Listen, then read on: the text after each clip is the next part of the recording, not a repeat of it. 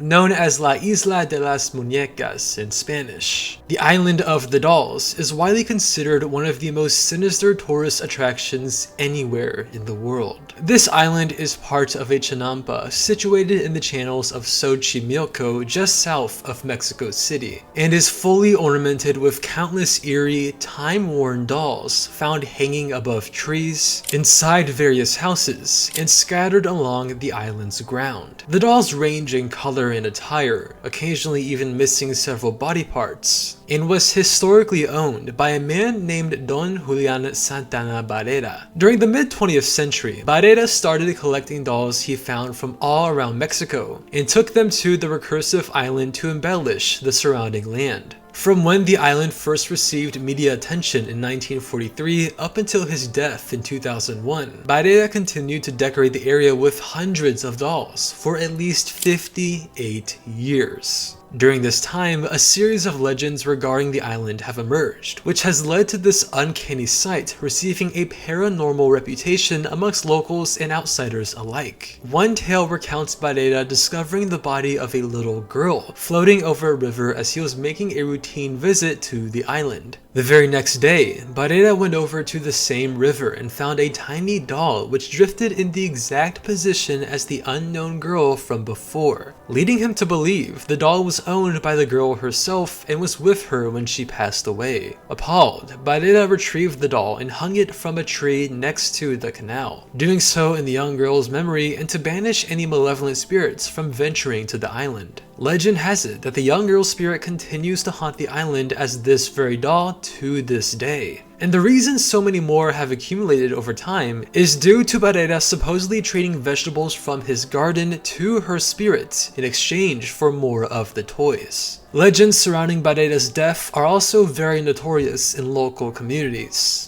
In 2001, Barrera was fishing with his younger nephew, who took notice of the charismatic mood his uncle was in. The 80-year-old man sang out to the river, claiming there were mermaids underneath the water calling to see him. Barrera's nephew briefly left the area, but when he returned, he suddenly discovered Barrera face down in the canal, completely lifeless. Those stories vary. Some say Barrera was found dead in the exact same spot where the aforementioned girl once drowned. Of course, the Island of the Dolls has become a popular destination for paranormal enthusiasts around the world. Tourists can access the island by traveling on boats known as trajineras, where they're then able to view the manifold dolls, a small museum featuring newspapers covering the site, and Barrera's own hut, which contains his favorite doll, Agostina. Some visitors have also reported hearing faint whispers from the dolls, as well as witnessing them twist their heads, move their arms, and even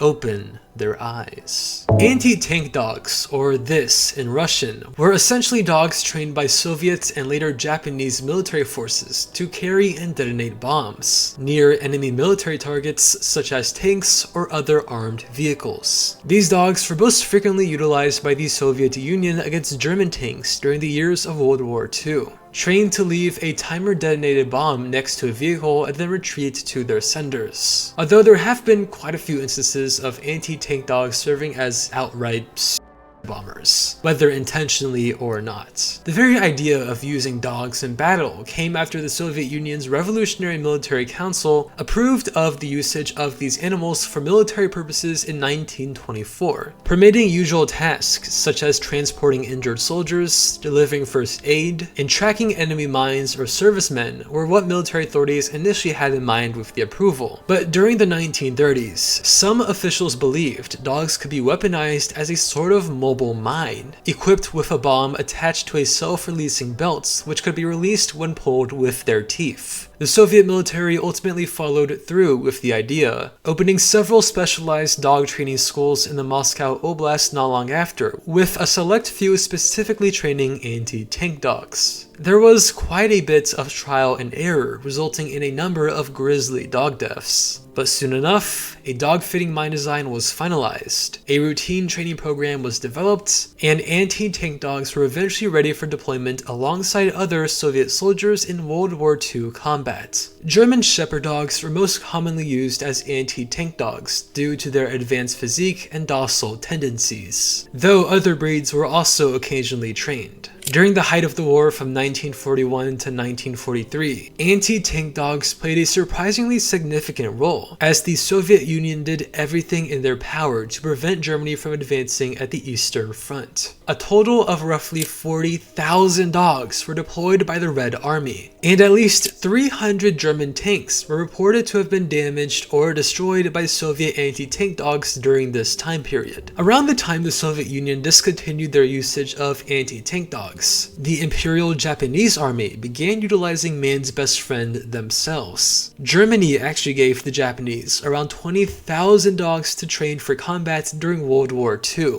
leading to them opening several training schools and teaching the animals mobile mind methods similar to those used by the Russians. Anti-tank dogs have rarely been involved in combat since the war ended, but the training itself continued decades after World War II, up until June of 1996. A frog battery is a bizarre form of biobattery which uses dead or live frogs as electrochemical cells of a battery connected to a series. Because their legs are rather small and more sensitive to electric currents than other body parts, frogs are often the most sought-out animal for creating this surprisingly effective electrical instrument. To briefly summarize how frog batteries work, a supply of frogs is kept by researchers with the purpose of creating a galvanoscope from a frog's legs. When properly prepared, researchers skin the legs of a frog, cut and discard the lower portions, cut the thighs into two halves, and then arrange them over an insulator of varnished wood in a way where the inside surface of one half makes contact with the outside surface of the other, with the ends of the pieces touching the cavity of the surface where the cut was made. Now, these thigh pieces were found to be capable of producing electricity because of the injuries inflicted to the muscle. Electric potential ends up increasing from the cut being made, which is an effect widely known as injury or demarcation potential. The ends of this arrangement are then placed into water, and from this, form the terminals of the frog battery. This process was made much simpler in later demonstrations. Iron railings and copper hooks were used to generate electrical currents. When the electrolytes in the deceased frog's body interact with these two metals, a chemical reaction capable of producing electricity is created and can serve as a very peculiar form of a battery. The history of the frog battery is very storied and dates back to as early as the late 18th century. Italian scientist Eusebio Valli created the first known variation of the frog battery in the 1790s, using a stable chain of 10 frog legs. The physicist was very much motivated by the theories of fellow Italian biologist Luigi Galvani, who believed electricity originating from animals differed from typical metal-to-metal electricity. Valli made his own configuration because he didn't believe it was even possible to do so. But through his own creation, as well as information provided by theories from the likes of Alessandro Volta, it was ultimately Valli himself who was proved wrong. Various other physicists constructed their own versions of frog batteries in later years. Leopoldo Nobili made a frog pile in 1818. Several others used different parts of frogs, such as their feet, and even other animals were used as a result of the success of frog batteries, most notably including Giovanni Aldini's experiment of using an ox head to generate electricity, following principles of injury potential very similar to what was done when creating frog batteries. Through all the trial and error, the most finalized form of the frog battery was eventually constructed by Italian neurophysiologist Carlo Matteucci in 1845. The battery was built without any metal parts whatsoever, highlighting how electricity was capable of being produced solely by the salt water in the frog's tissues and the wires. The battery was very much a success, as it was powerful enough to decompose potassium iodide, and on a broader scale, paved the way for future developments of biobattery and inspired other researchers to come up with equally macabre demonstrations of animal electricity. The Mongolian deathworm is the name of a colossal, elongated cryptid said to inhabit the barren wastelands of the Gobi Desert. The legend of the deathworm was initially conceptualized in a book titled On the Trail of Ancient Man, authored by American explorer Roy Chapman Andrews in 1926. In his book, Andrews cites an account from former Mongolian Prime Minister Damdim Bazar, who firmly believed in the Mongolian deathworm's existence and described its appearance during a gathering with other government officials, stating, It is shaped like a sausage about 2 feet long, has no head nor leg, and it is so poisonous that merely to touch it means instant death. It lives in the most desolate parts of the Gobi Desert. In the coming decades, even more information regarding the deathworm would be added onto its famed legend. According to another book written by Czech cryptozoologist Ivan Mackerel in 1987, the Mongolian deathworm primarily lives and travels underground, only rising to the surface either during rainfall or if threatened by outsiders from above. When the deathworm does traverse, it creates large waves of sand over the ground, which allow it to be detected through subsequent vibrations. Initial reports believed the deathworm was only deadly if directly contacted, but it has since been stated that it could kill from a distance, either by spraying lethal venom or through an electric discharge. Historians and cryptozoologists alike have spent decades searching for evidence to support the existence of the formidable Mongolian deathworm, but have largely come up empty-handed. In 1983, a group of explorers in Mongolia found a large Tartar sand boa and asked several locals who claimed to have witnessed the deathworm if the animal they had encountered was the worm in question. And after some asking around, they indeed confirmed the animals to be the exact same. Cattle mutilation indeed describes the death and mutilation of cattle and other livestock, but particularly when occurring under strange and entirely spotless circumstances. Animals under this category are grotesquely executed and often missing body parts such as eyes, ears, tongues, or even genitals, but are always mutilated with bloodless excisions, found by civilians in morbid condition yet with most of the blood cleaned off. Documented cases of cattle mutilation date as far back as 1606, when the city of London faced an inexplicable outbreak of gruesome livestock death. About the city of London and some of the shires adjoining, whole slaughters of sheep have been made, in some places to number 100, in others less, where nothing is taken from the sheep but their tallow and some inward parts, the whole carcasses, and fleece remaining still behind. Other notable instances of these slaughterings have taken place all around the world in a variety of unique fashions. One particularly infamous case is of Snippy, a beloved local horse who was found lying dead in a field by a mother named Agnes King and her son Harry on September 9th, 1967. Snippy, whose real name is actually Lady, was entirely defleshed from the neck upward, with precise cuts throughout the body, according to King, and not a single bit of blood on the carcass. As the story gained considerable traction in the city of Alamosa, Colorado, many instantly jumped to left field conclusions regarding extraterrestrial life or flying saucers, with even the Kings believing this themselves. Bullet wounds were found in the back of Snippy's corpse in the following weeks. However, 2 students from Alamosa State College later admitted to shooting the horse themselves when the case was getting popular. Despite this confession though,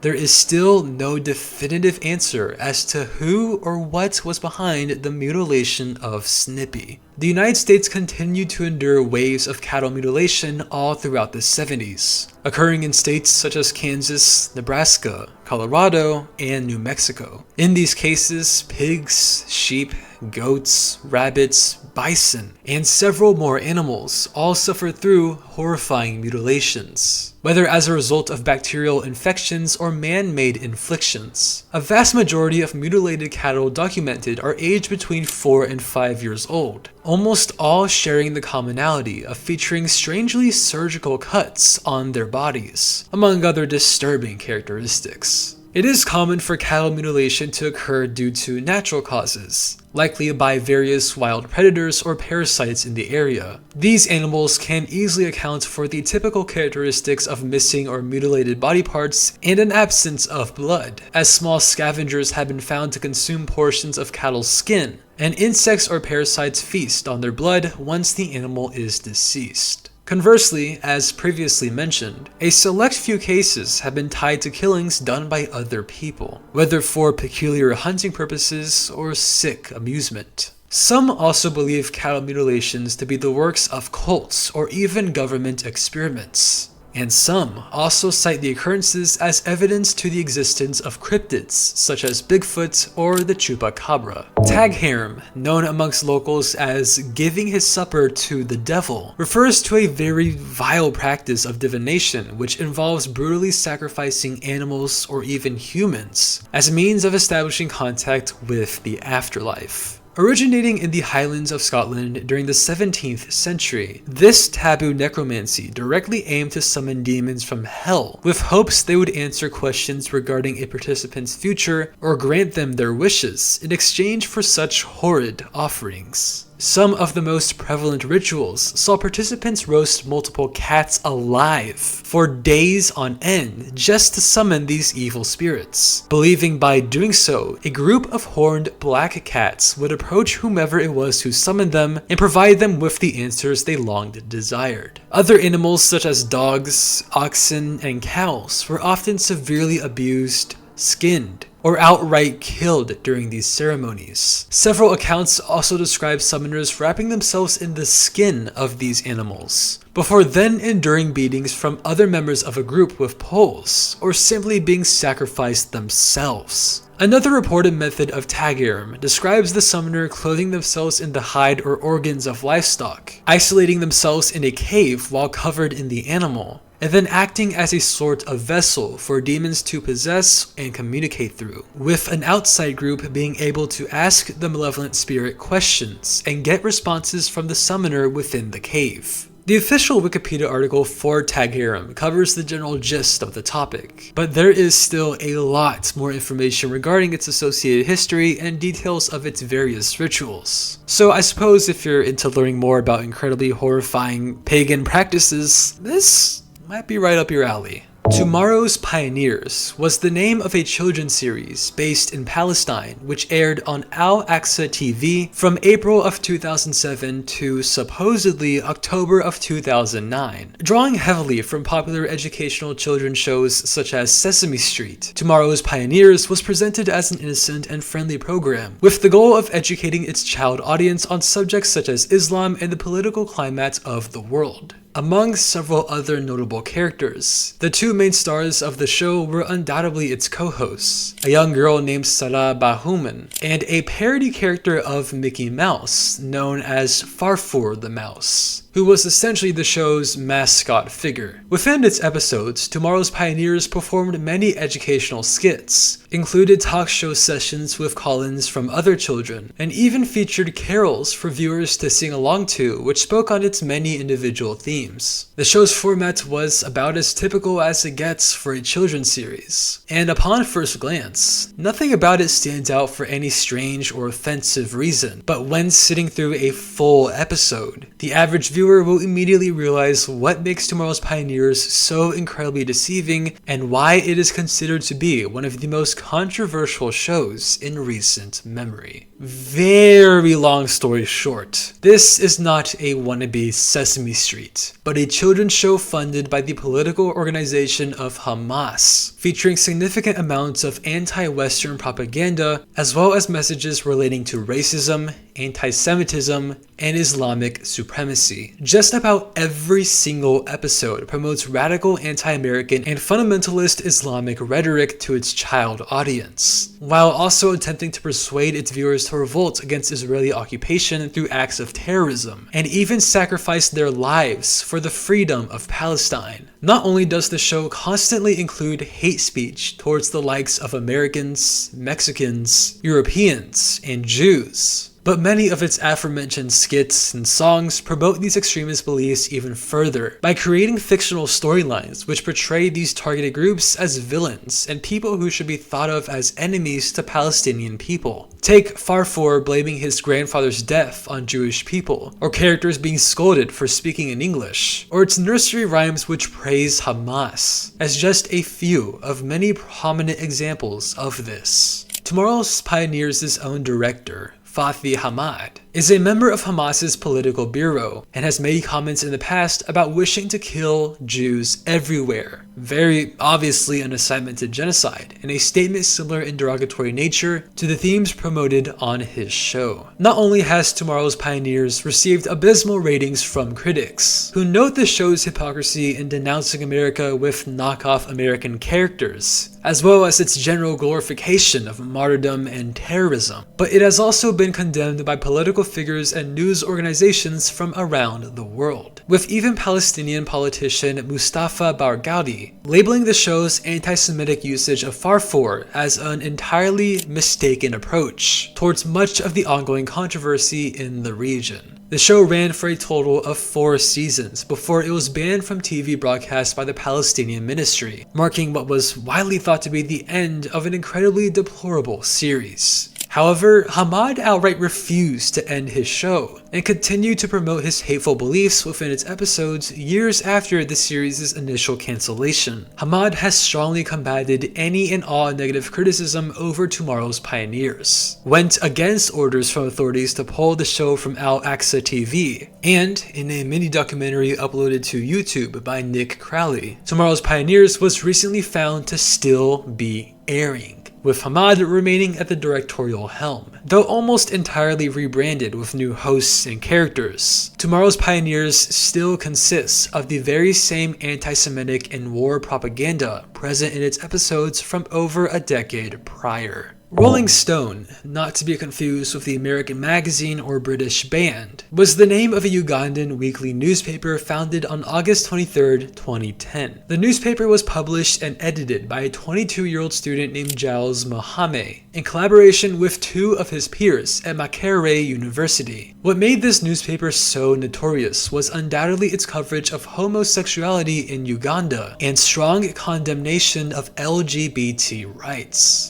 In all of its 2,000 copies, Rolling Stone frequently outed homosexuals in local communities and went as far as to call for their deaths. The newspapers also made a series of absurd allegations against members of the LGBT community, claiming they had ties to a Somali terrorist group known as Al-Shabaab, and were manipulating Ugandan children into becoming homosexual. On an October 9th, 2010 edition of the paper, Rolling Stone made its largest attack on local LGBT communities when they published a front-page article titled 100 Pictures of Uganda's Top Homos Leak, containing the actual names, photos, and addresses of 100 homosexual civilians, with a yellow banner overarching the paper which simply read, "Hate them." Needless to say, this newspaper's attempt to incite the deaths of innocent LGBT men and women was incredibly malicious, dangerous, and a terrifying situation for Ugandan members of the gay community, who already face oppression on a regular basis. And the worst part of all of this was how people actually listened. One report from the days following the paper's publishing details how a woman was nearly killed when her surrounding neighbors began throwing stones at her and her house after being encouraged to do so by Mahame's writings, amid several other attacks. The death which made the most headlines in Uganda and around the world was that of sexual minorities Uganda leader David Kato, widely praised for his work as an activist and viewed as a father of Uganda's gay rights movement. Kato was one of several LGBT members who was slandered in Rolling Stone's publishings, days after his personal information was leaked. An intruder broke into Kato's home and struck him on the head with a hammer twice, killing him instantly. News publications were able to make the obvious connection of Kato's death being the direct result of Rolling Stone's constant homophobic vilifications and Mahame's incitements for the murder of significant LGBT figures. Speaking of whom, when the newspaper's founder learned of Kato's death, he did sympathize with Kato's family and largely condemned the murder, but ultimately refused to take responsibility for his death and insisted Rolling Stone was far from at fault. Mahame still believed Kato was in the wrong for advocating for the rights of LGBT communities in Uganda, and even stated how Kato brought death upon himself he hasn't lived carefully. Cato was a shame to this country. Rolling Stone became the subject of many more news coverages following Cato's murder and was widely condemned by magazines and activists worldwide. The newspaper eventually caught the attention of the American Rolling Stone with its hate speech, who labeled Mohammed's works as horrific and wished to have zero affiliation with its Ugandan namesake, though they couldn't actually take the newspaper to court for their name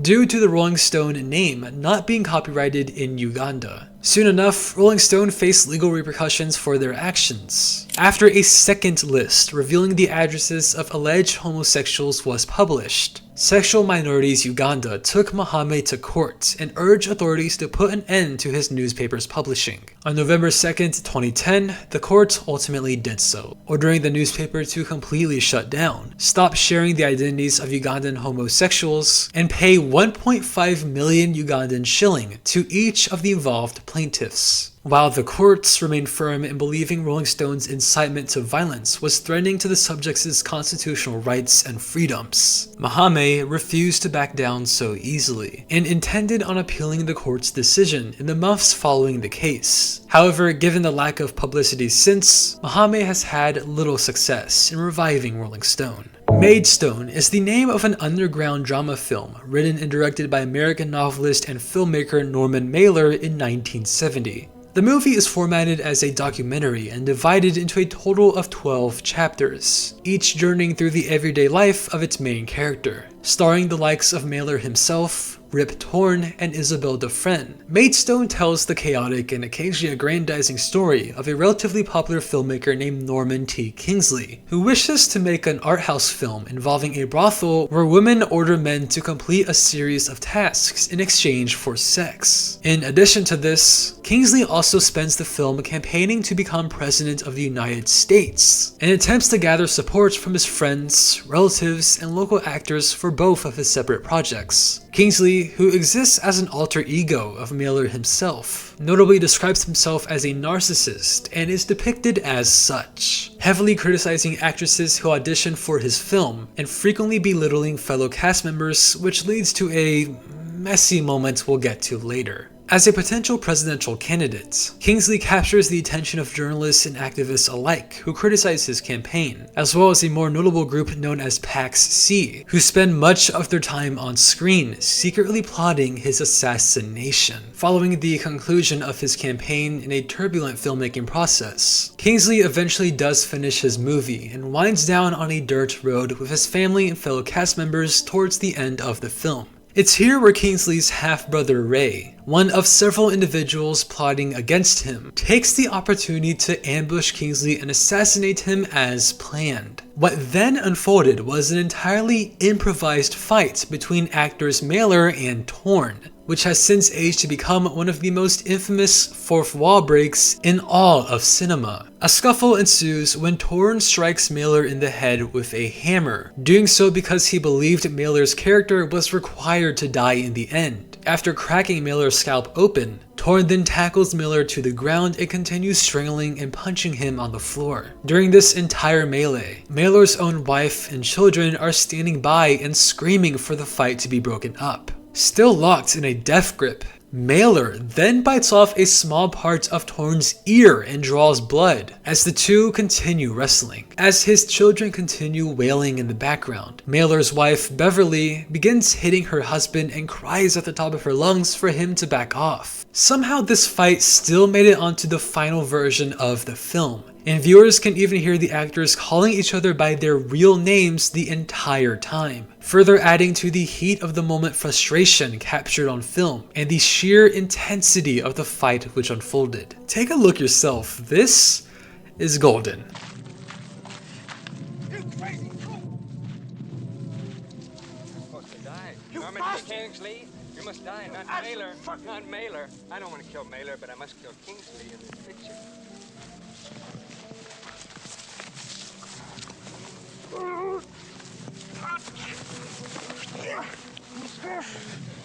Norman. Let go, let her. Let go. No, baby. No, baby. You know you trust me. What have you done, you motherfucker? Get off of him, you son of a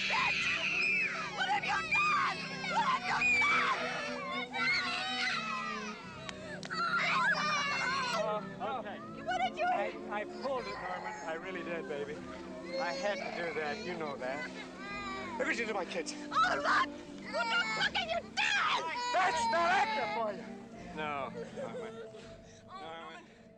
Maidstone itself has a very peculiar background. Production first began in 1968 and continued for over 2 years, with filmmaking taking place in various estates in East Hampton. Actors reportedly worked without a script, a net, and often without any idea what they were doing. Mailer deliberately cast non-actors in Maidstone, as well as encouraged other cast members to rely on their own acting instead of a script, going by his belief of how everyone is a natural actor in their day-to-day lives, whether they realize it or not. This significantly contributed to the film's breaching of the boundaries between reality and fiction, as many of the characters' reactions to the circumstances they found themselves in were as raw as they could possibly be.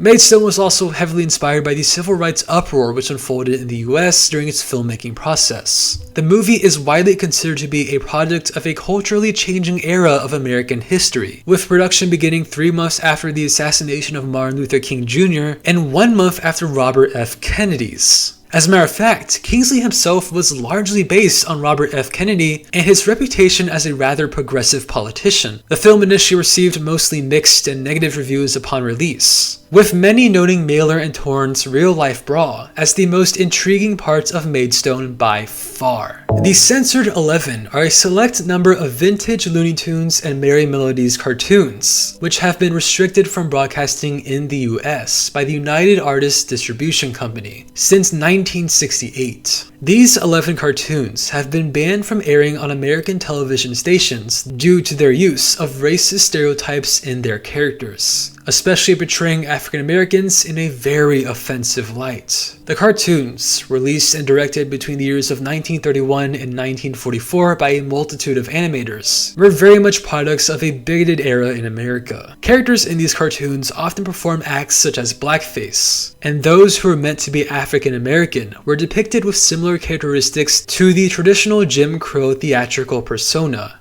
typically appearing in ridiculous outfits and acting unintelligent and maniacal. Obviously, as the 20th century came to a close, and America made stronger efforts to achieve racial equality, the general public grew more aware of these racist cartoons and found their depictions to be incredibly obscene. As such, the Censored 11 were deemed far too offensive to be aired to younger audiences by authorities, and hence their name, were subsequently censored and pulled from stations across the country. Although Warner Bros. Have condemned these cartoons in the past, a majority of the Censored 11 have been screened during a special presentation of Warner Bros.' classic film catalog in April of 2010 at the Egyptian Theater in Hollywood. During this very same year, Warner Bros. Even confirmed the re-release of the Censored 11 with entirely uncut versions on DVD, although due to a general lack of interest since, nothing has ever actually materialized out of these announcements, and you can definitely imagine why. Kevin Michael Allen, who was born on August 29, 1956 as Jesus Christ Allen, was a hardcore musician with a catalog of derogatory rock and roll spanning over a decade, as well as countless notoriously degenerate live performances. Allen was born to parents Arleta Gunther and Merrill Colby Allen Sr., his father naming him Jesus Christ after he allegedly saw Christ himself in a vision and told him his child would grow to become a modern-day Messiah. The family lived in a small log cabin in an isolated New Hampshire village, surviving without any running water or electricity. Allen and his older brother Merle Jr. suffered immense abuse at the hands of their father, who was a religious extremist and frequently threatened to murder his whole family in a murder suit. Though Allen has since detailed his childhood upbringing as living more like prisoners than a family, he has simultaneously expressed gratitude for being raised in such a harmful household, believing the mistreatment made him a warrior soul at an early age. Allen became immersed in a mischievous lifestyle during his teen years, selling drugs, robbing homes, and of course, starting a punk rock band with his friend group. Stylistically, Allen was influenced by underground British invasion bands of the 60s, and eventually Alice Cooper in the 70s. Fast forward a number of years, and Allen had made somewhat of a name for himself in underground punk rock scenes of the 80s and 90s as part of various bands such as the Jabbers and the Murder Junkies. Allen went by the musical alias of Gigi Allen, originating from his older brother who couldn't pronounce Jesus correctly and instead referred to him as Gigi. As for his rockstar career, Allen almost never made headlines solely for his music, but instead for his unbelievably vile stage antics. The punk rock artist made the likes of defecating on stage and assaulting concertgoers a routine part of his stage act, reportedly even going as far as to eat his own feces on several instances. During his shows, Allen also reportedly urinated on stage, self-harmed, and even threatened to commit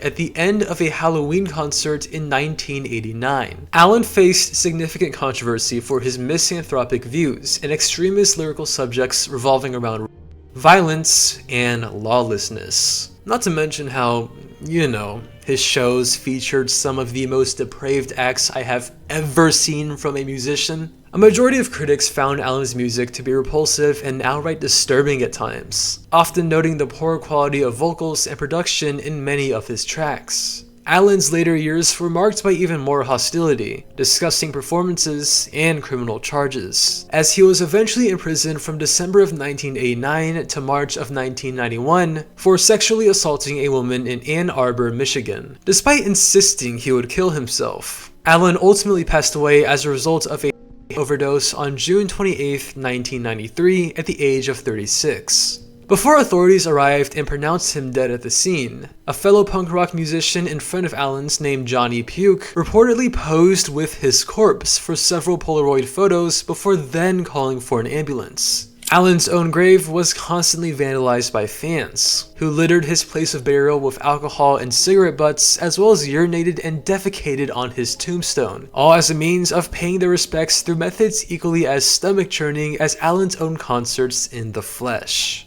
For a man who was born to be a messiah, Allen indisputably lived his life as the antithesis of all things divine. I honestly could make a whole video on just this man's life alone and how fucked of a person he was. It's all incredibly fucking gross, but still very, very storied. This entry refers to the Wikipedia article for spontaneous generation, a once prominent natural theory which believed living beings were capable of being born from entirely inanimate objects. These days, the theory is obsolete and widely rejected by biologists, but scientists from centuries ago long believed a select few organisms could emerge without the need of casual agents such as parents, if certain environmental conditions were met. For instance, frogs were thought to have been generated from mud, snakes were believed to originate from the marrow of human spines, and most notably, maggots were said to appear from decomposing flesh instead of eggs laid by parent flies. This body of thought was first recorded in history within the ancient biological works of Aristotle, who expanded upon ideas developed by earlier natural philosophers, and believed smaller organisms such as insects spontaneously generated from vegetables, meat, or even soil. Although sexual reproduction of other organisms was partially understood at the time, these interactions were not easily observable in all life forms. Because of this lack of knowledge, as well as a notable misunderstanding over whether or not semen contained sperm cells, Aristotle's theory of non-living matter containing vital properties was widely accepted as the definitive explanation for how some life forms originated. Spontaneous generation is not to be confused with the idea of abiogenesis, where non-living matter undergoes natural processes involving molecular membranes evolving into cells, and later life as we know it over extensive periods of time. Abiogenesis itself is a very slow evolution, requiring specific sets of events to occur, whereas spontaneous generation depicts the emergence of life as an everyday, miraculous occurrence with no general source aside from falsified presumptions of nature. As centuries passed and experiments were conducted, spontaneous generation gradually lost validity from the general public in favor of scientifically proven processes such as cell division, sexual reproduction, and asexual reproduction. The maggot theory was superseded once and for all following an experiment from French chemist Louis Pasteur done in 1859. In his test of spontaneous generation, Pasteur preserved a boiled nutrient broth from outside factors with a swan neck flask, and observed how the liquid within did not face any putrefaction. When this same liquid was exposed to the outside environment, putrefaction did occur, and Pasteur found bacteria within its contents. These results eventually led to the conclusion of the spoilage of liquid being the direct result of particles in the air as opposed to the air itself, disproving the general principles of the maggot theory and serving as evidence supporting germ theory in disease. One of the most tragic articles on this iceberg covers Oda Benga, a Mabudi man who lived a majority of his life as a human exhibit in expositions such as the 1904 Louisiana Purchase Exposition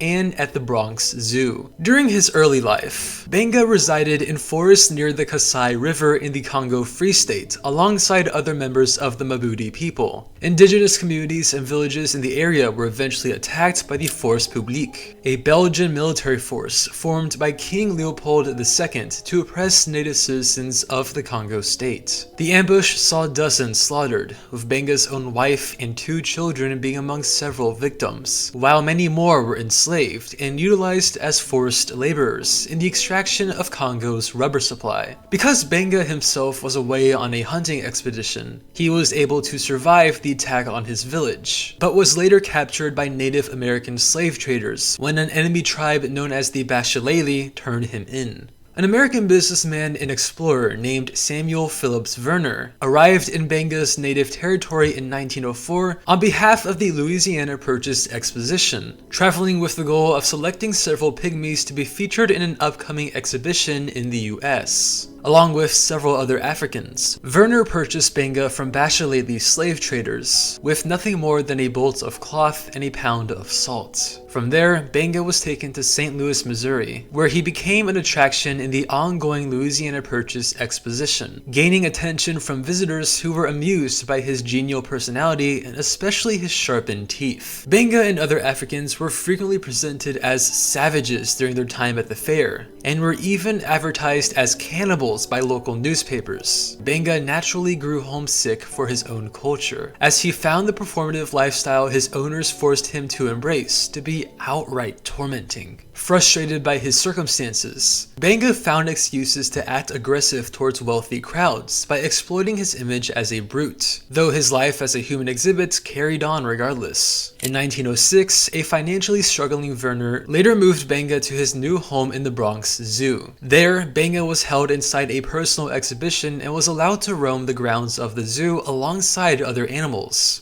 He was not paid for any of his work. Benga was later moved to the zoo's monkey house exhibit, where he was left in a cage with an orangutan he grew fond of named Dohong. Staff members of the zoo provided Benga with a bow and arrow as both a weapon to defend himself from the ape and a method of enhancing his primal image, although he only ever used it to violently threaten visitors who mocked his appearance and occasionally shoot at them. Benga gradually grew more hostile during his imprisonment at the Bronx Zoo, resulting in controversy over if he should be removed, a decision which was already being discussed in conversations of how his exhibit was interpreted as an attack on Christianity and a promotion of Darwinism. Benga was removed from zoo grounds the same year he was brought in, later being placed in a Brooklyn orphanage by Reverend James H. Gordon, and then relocating to Lynchburg, Virginia in 1910, living alongside the family of Gregory W. Hayes. Around this time was when Gordon attempted to assimilate Benga to American culture, enrolling him in an elementary school,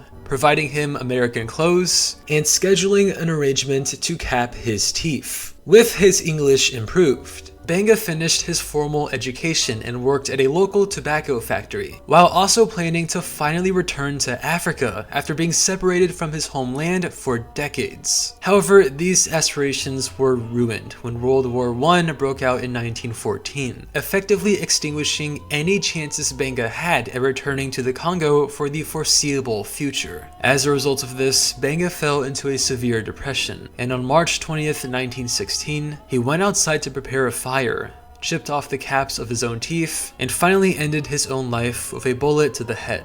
Reports estimate Benga was either 32 or 33 when he died. Benga is remembered today through various documentaries, literary works, and films, while also being viewed as a symbol of the exploitation of African people at the hands of European powers, as well as the historical use of anthropology to inhumanely promote systematic racism. Located near the town of Dumbarton, in West Dunbartonshire, Scotland, the Overtoun Bridge is an unassuming structure built in June of 1895 by an English civil engineer named Henry Milner. The bridge spans a steep ravine and is connected to the Overtoun house and farm, both of which were owned by members of the White family, who wished for the bridge to be constructed in order to establish a more convenient path to their home. Now, this site isn't just famous for its delightful scenery and impressive architecture. As a matter of fact, the bridge is more widely known amongst locals and outsiders as the ill-famed Dog Bridge, where a multitude of dogs were reported to have jumped or fallen off the bridge to their deaths. Since the 1950s, researchers estimate at least 300 dogs have been witnessed jumping off the bridge, with a minimum of 50 falling to their deaths and landing on the rugged rocks 15 meters below. The site reached its peak in popularity during the 2000s and mid-2010s, as stories of dogs inexplicably plummeting from the top of the bridge began circulating on various news outlets and all over the internet. One case from 2004 details a man named Kenneth Michael casually walking down the bridge with his family and golden retriever. Nothing was out of the ordinary at all initially, but suddenly, Michael's retriever completely diverted from its owner's course and sprinted off the bridge. The dog suffered severe injuries, but was fortunate enough to survive the fall. Another account of this sinister phenomenon comes from a woman named Alice Trevorrow, who in 2014 was walking on the Overtoun Bridge with her Springer Spaniel named Cassie when she noted an irrational sensation overtake her dog and urge her to jump off. I had parked up, and as she is so obedient, I didn't put her lead on. Me and my son walked toward Cassie, who was staring at something above the bridge. She definitely saw something that made her jump. It was so out of character for her. All kinds of explanations for these deaths have been provided, but almost none are definitive. In 2019, 17-year residents of the Overtoun house claimed dogs were leaping off the bridge as a result of their attraction to the odors of animals such as mink or pine martens, as well as other smaller mammals inhabiting the area, luring them to the bridge's edge and causing them to jump over. These claims notably cite a canine's sharp sense of smell as reasoning, and were made after the owners reportedly witnessed several dogs in an agitated state before they fell from the bridge's parapet. Theories proposed by canine psychologist David Sands, as well as investigations conducted by the Royal Society for the Protection of Birds, also matched this conclusion. Both parties attribute these leaps to the illusion of an even ground from the bridge's side, and the residual scent from male mink urine nearby. Although locals have questioned these theories in the past and insisted there is no mink population in the surrounding area, the superstitious go so far as to claim the deaths were related to paranormal activity or dark magic.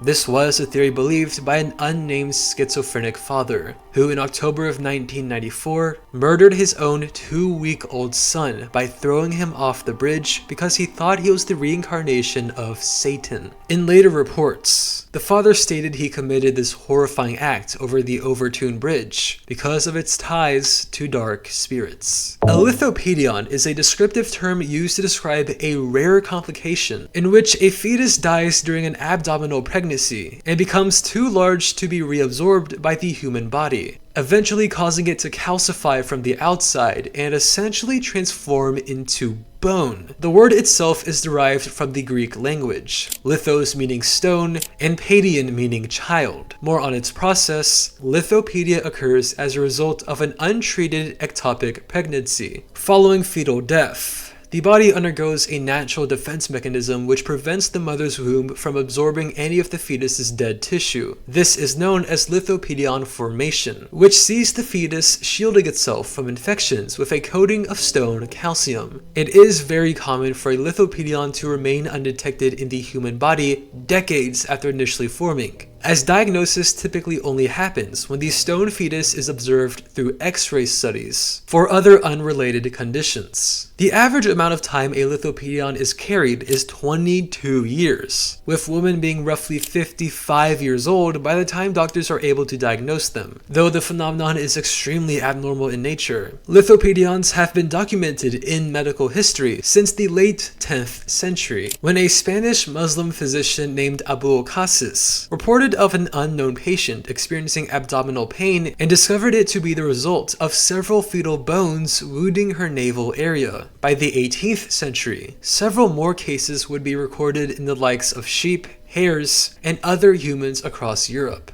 After observing nearly 50 such cases, German physician Friedrich Kuchenmeister managed to distinguish 3 separate subgroups of lithopedions: lithocalyphos, where the egg membrane is calcified and the embryo decomposes; lithocalyphopedion, where both the egg membrane and embryo are calcified; and true lithopedion, where solely the fetus is calcified. With just over 300 known cases recorded from over 400 years of history, lithopedions remain a topic of heavy intrigue for scientists of today, who still aim to fully understand the complex interplay of this infection process. The Wikipedia article for lithopedion includes a chart containing rundowns of many of these reported cases, occurring in just 0.0054% of patients, documented in all parts of the world. Some have been diagnosed as recently as in 2015 and 2020, while others go as far back as 1100 BCE, with the remains of a lithopedion being discovered from an archaeological excavation in Texas's Bering sinkhole. There is a lot to cover regarding MKUltra, but for time's sake, I'll give a brief rundown and list out all the essential aspects of this grisly CIA project. If you find yourself wanting to know more afterwards, I definitely recommend doing your own research. Lasting from 1953 to 1973, Project MKUltra was an experimentation program on human test subjects, designed by the Central Intelligence Agency to identify specific drugs and interrogation methods which could be used to force out confessions from criminals. The project, its name being entirely arbitrary, emerged as a response to rumors of communists discovering secret techniques of mind control, who used such methods on American war prisoners for their sole benefit. The US wished to harness some of these alleged methods themselves in the form of drugs which could be weaponized against the Soviet Union and other world leaders such as Fidel Castro. Eventually, this led to the formation of MKUltra. This program was rooted in principles of psychological torment and an illicit abuse of power, as authorities used inhumane methods of mind control to acquire subject information and manipulated the mental states of its participants by drugging them with the likes of LSD, MDMA, and psilocybin, usually while the subjects themselves had no idea they were even parts of the program. Hypnosis, electroshock, sensory deprivation, and both verbal and sexual abuse were among many other methods used by the CIA during MKUltra's years of activity. Authorities conducted hundreds of experiments where they did everything in their power to manipulate the brain functions of unwitting subjects from both the United States and Canada, forcing them to take high doses of hallucinogens as a means of controlling their behavior and mental perceptions. Countless unfathomable horror stories have emerged in the decades following MKUltra's days of experimentation, and most sinisterly, several CIA agents involved in the project have admitted to taking pleasure out of inflicting torture onto participants and enjoying deceiving and human subjects. Several recorded deaths have been tied to experiments from Project MKUltra, with the most notable being of CIA scientist and biological weapons researcher Frank Olson. While on vacation in 1953, Olson drank a cocktail which was spiked with LSD as part of a CIA experiment. Olson himself had no knowledge of this, still suffering from the drug's prolonged effects. Olson fell to his death from a 13-story building in New York City on November 28th. The incident was initially thought to have been a However, when Olson's family requested for an autopsy to be performed decades later in 1994, forensic scientists discovered injuries sustained on his body, which occurred before his fall, leading many to believe the death was not a suicide, but an assassination. Project MKUltra and its unethical procedures remained top secret until 1975. Roughly 2 years after experimentation initially concluded, its existence was revealed to the public following congressional investigations of illegal CIA activities, though future investigative efforts were largely obstructed when CIA Director Richard Helms ordered for all MKUltra files to be destroyed in 1973, leaving behind only a few surviving documents. In 1976, President Gerald Ford aimed to put an end to torturous experiments similar to MKUltra by signing the Executive Order on Intelligence Activities, prohibiting experimentation with drugs on human subjects, except with the informed consent, in writing and witnessed by a disinterested party, of each such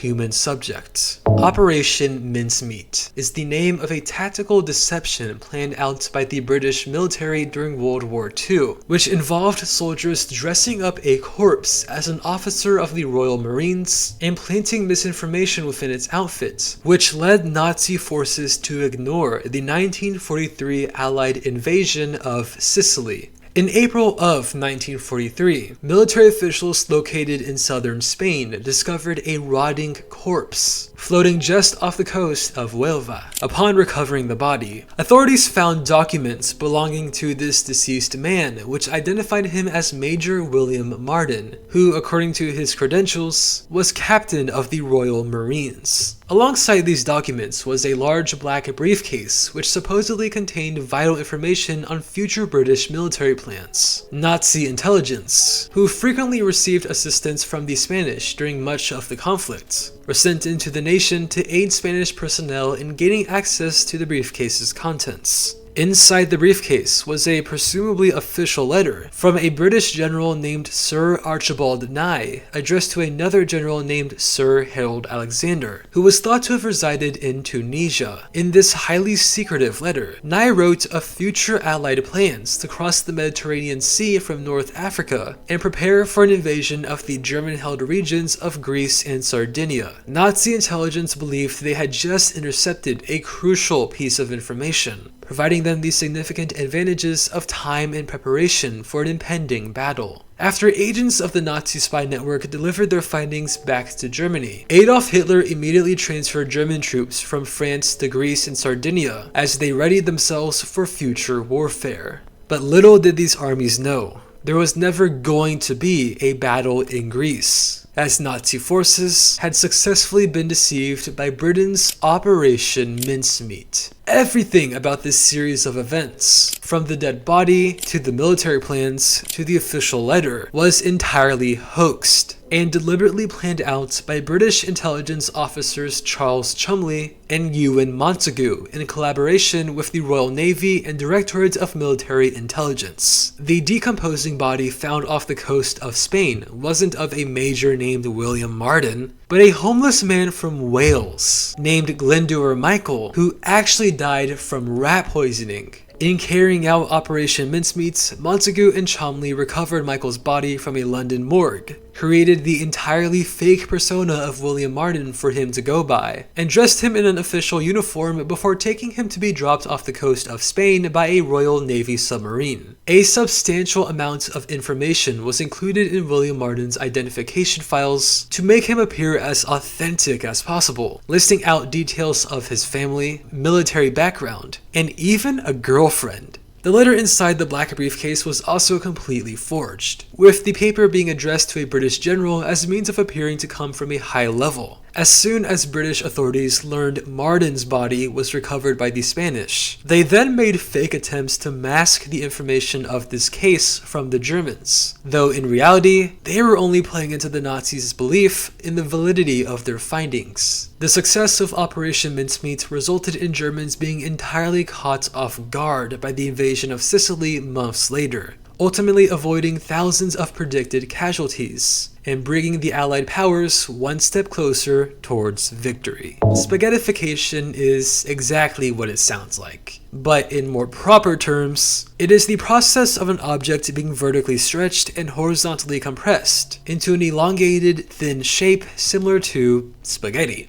The spaghettification effect most notably occurs when an object in a non-homogeneous gravitational field encounters the extremely powerful tidal forces of a black hole. If it was a human being who faced these forces, there would be a substantial difference in the strength of gravitational forces from one end of the body than the other, due to one half being closer to a black hole's event horizon. Say an astronaut somehow found themselves falling into a black hole. If they were falling feet first, gravity would be at its strongest from their feet and would cause the person to be vertically stretched as they drift towards the hole's center. Simultaneously, the astronaut's right side of their body would be dramatically pulled to the left, and their left side would be pulled to the right with equal force, squashing and horizontally compressing them into a noodle shape. These gravitational pulls are indescribably strong, to the point where nothing in the universe can withstand its stretching and compression. The severity of the spaghettification effect also varies depending on the size of a black hole. Smaller black holes would actually destroy an object significantly quicker than supermassive black holes, due to their gravitational radius being far closer to the hole's singularity. This essentially implies an astronaut could travel past the event horizon of a supermassive black hole and experience no stretching at all for a brief period of time. But if the astronaut was met with the much stronger tidal forces of a tiny black hole, they would turn into an intergalactic pasta dish in the blink of an eye.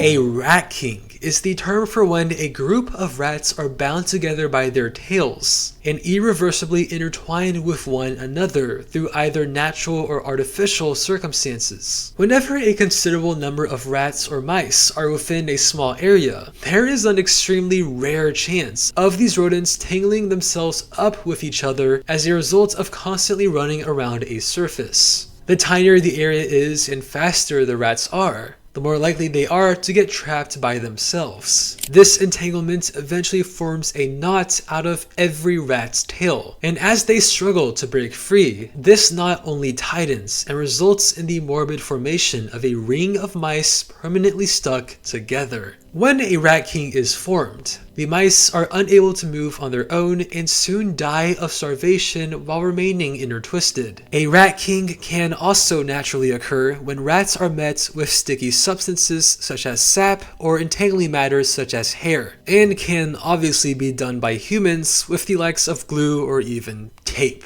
Rat kings have been discovered from around the world since as early as the medieval ages, with several from the 18th and 19th centuries having been preserved with alcohol and displayed in museums as mummified examples of this phenomenon. For the longest time, many believed rat kings occurring solely due to happenstance was impossible. But as centuries went by and scientists spent more time examining these collections, they were able to provide evidence for most rat kings being authentic, albeit incredibly unlikely incidents. Rat kings always vary in the total amount of rats in them. Most typically have 6, 7, or 8. Larger ones have 13 to 15. And the largest ever recorded was a rat king of 32 mice, found in a miller's fireplace in the German municipality of Buchheim in 1828, which is still preserved at a museum to this day. Some rat kings have also been found with each of the rats still alive, including one sighting in Estonia of a rat king consisting of 13 rats, found on October 29, 2021. Scientists filmed these rats in motion for research purposes, before they then euthanized the specimen since they were physically incapable of freeing themselves. This occurrence has also been documented in groups of squirrels as squirrel kings. although they are significantly rare. Sorry, can you just imagine cozying up next to your fireplace and then seeing this nightmare fuel emerge from the flames? Yeah, I'd probably be burning the whole house down. Anthropodermic bibliopegy, literally translating to human bookbinding, is again exactly what it sounds like. The term describes the act of fully covering or binding books in human flesh. This unsettling practice was most popular during the years of the 19th century, predominantly done by doctors with access to human corpses who bound their medical notebooks with the skin of executed criminals. For instance, English murderers such as John Horwood and William Corder have had their skin used for bookbinding following their deaths. And one notebook bound in the skin of another murderer named William Burke has even been put on display at a museum in Edinburgh, Scotland. Anthropodermic bibliopegy has also been featured in books containing themes of erotica, with this particular example of the tradition done for sexually stimulating purposes and collected for personal keepsake. A French astronomer named Camille Flammarion was once anonymously gifted a book supposedly bound in the skin of a female admirer, and one poetry novel from the 19th century stated it was bound in human skin on its very first page, with pathologists further confirming this in 1992 following a series of studies. Now, identifying such books can be a rather intricate process. For one, anthropodermic bibliopegy was a very rare occurrence even during its peak in popularity, and DNA testing poses the risk of misleading results, whether due to future human handling or the degradation of skin. Still, teams of examiners have identified a considerable number of human skin bindings using other methods such as peptide mass fingerprinting and matrix-assisted laser ionization, allowing for much more in-depth research over these very abnormal covers. Notable efforts to identify books of anthropodermic bibliopegy were most recently made by researchers behind the Anthropodermic Book Project. Since starting in 2020, this project tested 32 of a total 51 books potentially containing human skin bindings, and of the 32 examined, 18 were confirmed to have human origins. On December 1st, 1948, the corpse of an unidentified Caucasian male, only known as the Somerton Man, was found washed ashore the beaches of South Australia's Somerton Park, spawning the still unsolved Tom Mon Shud case, and resulting in nearly a century of extensive investigations and endless debate. First reported to local police by a couple strolling Somerton Park's seaside. This man was initially discovered lying supine and wearing a white shirt, red, white, and blue tie, brown trousers, socks and shoes, and a double-breasted coat. There were no labels on any of the man's clothing and no personal identification. Future autopsies revealed this man died not long after being spotted on the beach at all, with results showing he was deceased at around 2 a.m. on December 1st, and was reported by civilians just over 4 hours later at 6:30 a.m. On his person was a comb manufactured in America, a bus ticket to Henley Beach, an Army Club cigarette packet, a box of Bryant and May matches, and most notably, a small scrap of paper found in a back pocket of the man's trousers. This rolled up piece of paper, recovered amid an inquest done months following the Somerton man's discovery, eventually became the most notorious artifact to emerge from the Somerton man case, due to its incredibly ambiguous meaning and unknown significance. Nothing but the Persian phrase tamam shud was printed onto the paper, which roughly translates to "it is finished" in English. This specific scrap was later learned to have been torn from the last page of a copy of Rubaiyat of Omar Khayyam by the 12th century polymath and poet Omar Khayyam.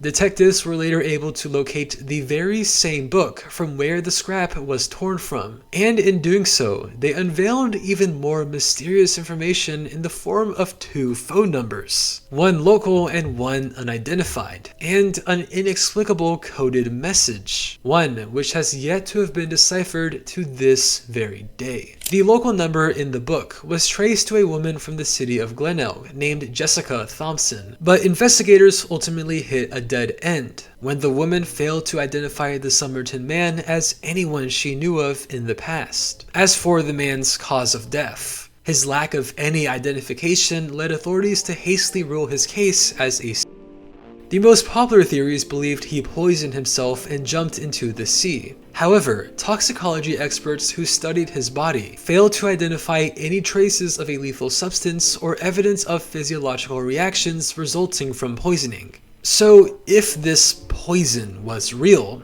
it was virtually undetectable. Throughout investigations, Australian authorities were also criticized for being rather reluctant in identifying the man, leading some to believe his death may have been part of a larger cover-up. These left-field conspiracy theories instead ruled the man's death as a homicide, further labeling him as a victim of a highly secretive assassination.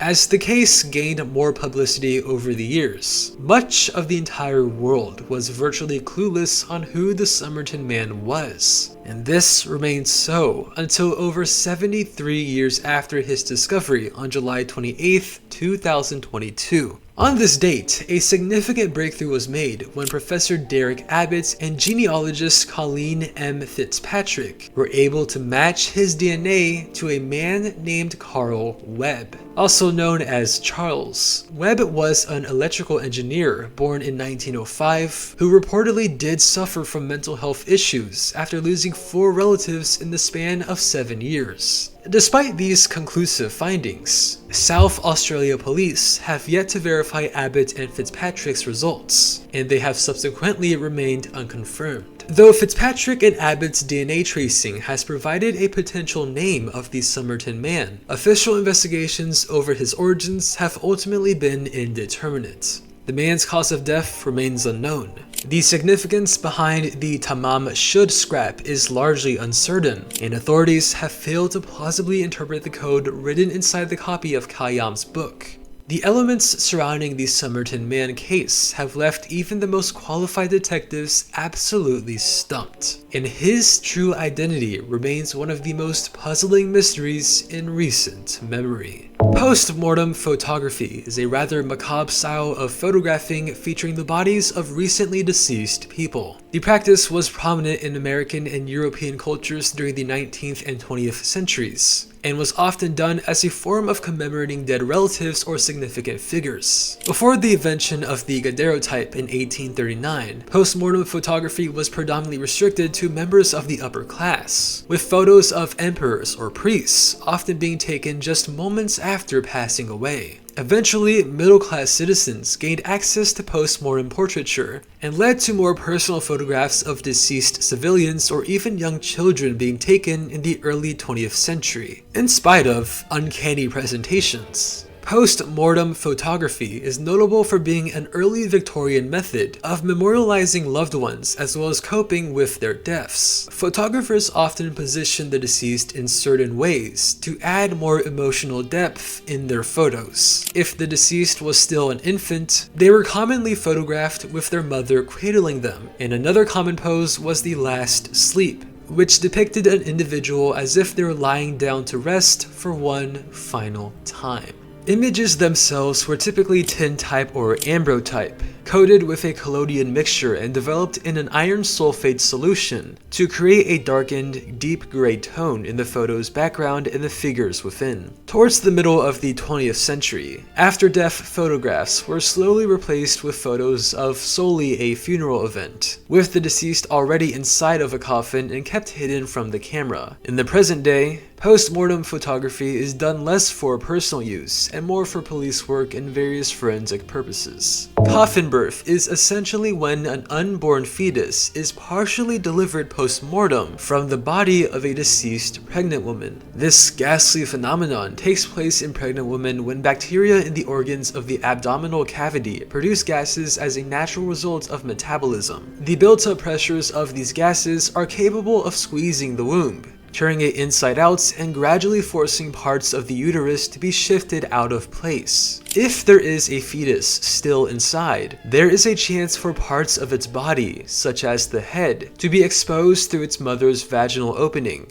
resulting in a grotesque imitation of childbirth. Researchers know very little regarding the causes of coffin birth, as the event cannot be replicated in experiments or predicted in a decomposing body. While the occurrence itself is incredibly rare, cases of postmortem fetal extrusion have been recorded since as early as the 16th century, although archaeological discoveries of the remnants of both a non-viable fetus and its mother reveal the phenomenon has taken place during even earlier time periods. This became evident following the excavation of a woman's grave in 2010 from the Italian town of Imola. Archaeologists learned this woman was buried sometime during the 7th or 8th century, and from within her grave, they were able to observe a cluster of smaller bones laying in between her legs. These were found to be the remains of the mother's fetus, whose head and upper body were born after her death while its legs were still inside her birth canal. The woman herself, who scientists believe was aged between 25 and 35 at the time of her death, was also found with a clean-cut hole in her skull. From this incision, researchers theorized the woman may have been suffering from severe pregnancy-related complications, such as eclampsia or preeclampsia, and eventually underwent an intracranial surgical procedure known as trepanation to relieve her of her symptoms. However, somewhere along the line,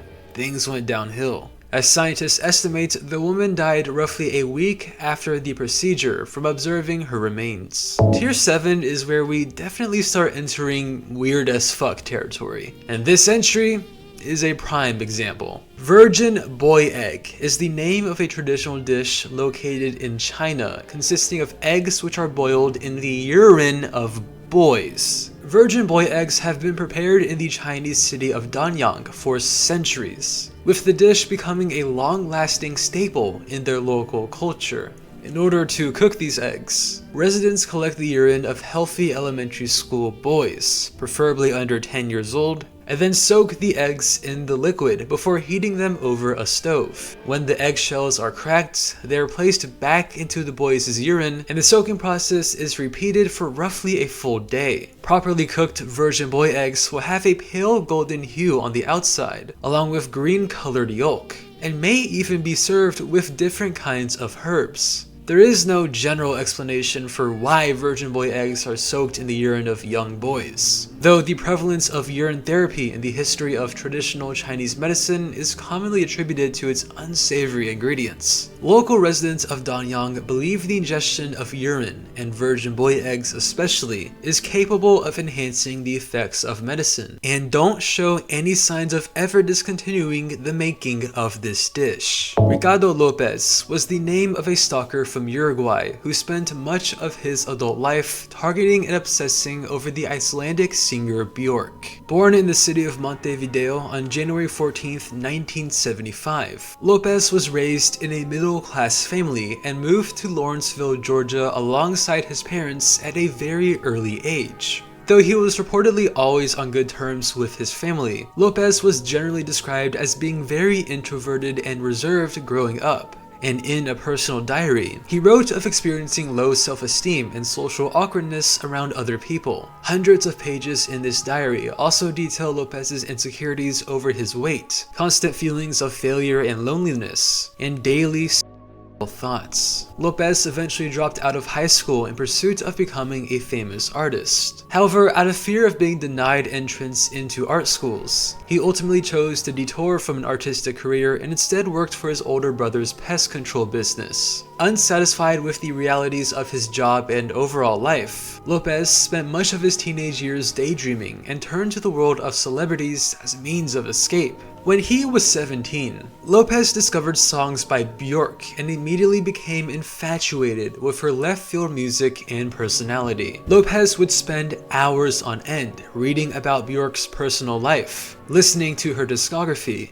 and even writing several fan letters to the singer. Lopez genuinely believed Björk to be his muse, and claimed she evoked a euphoric feeling in him, despite the two having never met in person. Lopez's craze for Bjork completely took over his life, as she virtually became all he ever thought or wrote about in his waking moments. Lopez spent his days developing the wildest of fantasies, including one where he wished to travel back in time and become friends with Bjork while she was still a child. Though these fantasies were reportedly never erotic. As Lopez himself has written, "I couldn't have sex with Bjork because I love her." In 1996, Lopez learned of Bjork's real-world relationship with an English producer named Goldie in an entertainment weekly magazine, and this discovery marked the turning point of an already unhealthy craze into a far more sinister obsession. Lopez became infuriated with this relationship, feeling as if Bjork had betrayed his love and rejected him in a vulnerable state. Notably, Lopez especially resented Bjork for being romantically intimate with a black man and wrote of punishing the singer in his diary. Around this time was when Lopez discontinued his diary entries and instead began recording a series of videos from his apartment in Hollywood, Florida, over a span of 11 recordings in total. Lopez detailed his plans for revenge against Bjork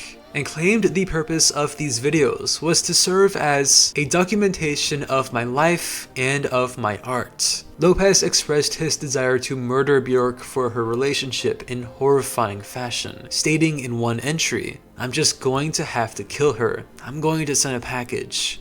I'm going to be sending her to hell." Lopez's plan for killing Bjork involved constructing a sort of letter bomb rigged with sulfuric acid and sending it to her home in London. Lopez's package included a hollowed-out book containing this acid and was intended to kill Bjork with an explosion upon being opened. After mailing the bomb, Lopez planned on recording one final video entry saying his goodbyes and committing, believing he would be united in heaven with his lifelong idol. On September 12, 1996, Lopez filmed his last recording entitled "Last Day, Ricardo Lopez." Towards the end of the video, Lopez records himself shaving his head and eyebrows, as well as painting his face red and green, all while entirely naked. Lopez spoke to the camera, saying, "I'm definitely not drunk. I am completely not depressed. I know exactly what I am doing." With Bjork's cover of "I Remember You" playing in the background, Lopez then yelled out "Victory" and shot himself through the head with a .38 caliber revolver. Hollywood police found Lopez's body in his apartment roughly 4 days later on the 16th, and were greeted with writing on one of the walls saying, "The 8mm tapes are a documentation of a crime.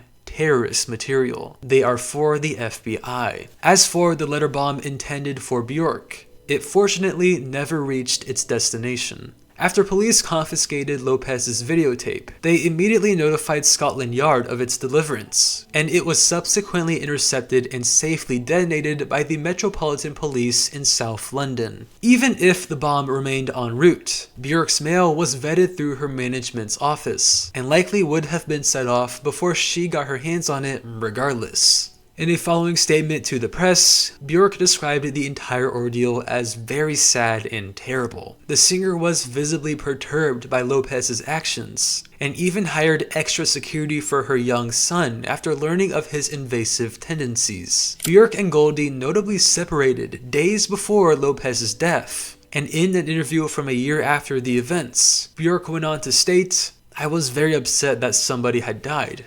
I couldn't sleep for a week. And I'd be lying if I said it didn't scare the fuck out of me, that I could get hurt, and most of all, that my son could get hurt."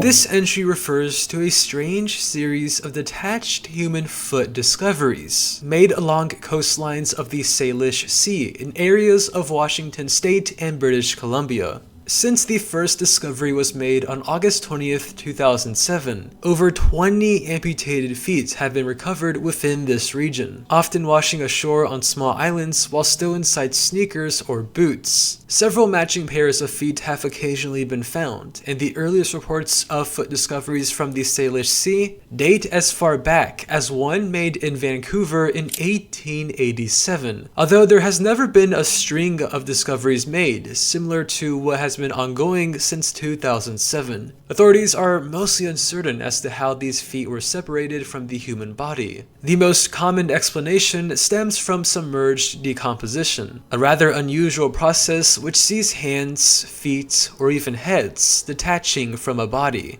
There is also the possibility of marine life ripping into these body parts themselves, or the feet being remnants of off-grid homicides. However, a past statement from Canada's own BC Coroner Service claims foul play has largely been ruled out by authorities. Instead, many of the feet found were identified to be from victims or individuals who were recently reported missing in the area. The official Wikipedia article for the Salish Sea human foot discoveries is also accompanied with a list of every discovery made since the start of this recent rush of feet, featuring the very first reports of a man's right foot from British Columbia's Jedediah Island, as well as cases from as recently as July 23, 2023. These findings have been met with morbid fascination by local residents, who believe there very well may be even more undiscovered feet floating along the Salish Sea. Adding onto the list of Wikipedia articles over revolting full course meals, monkey brains are an exotic dish said to be prominent in Asian and African cultures which, you guessed it, serve the brains of deceased monkeys or apes. Now, there is speculation over whether or not monkey brains are actually consumed in cultures of today. However, they were known for being included in Manchu Han imperial feasts from the Qing Empire during the 17th century,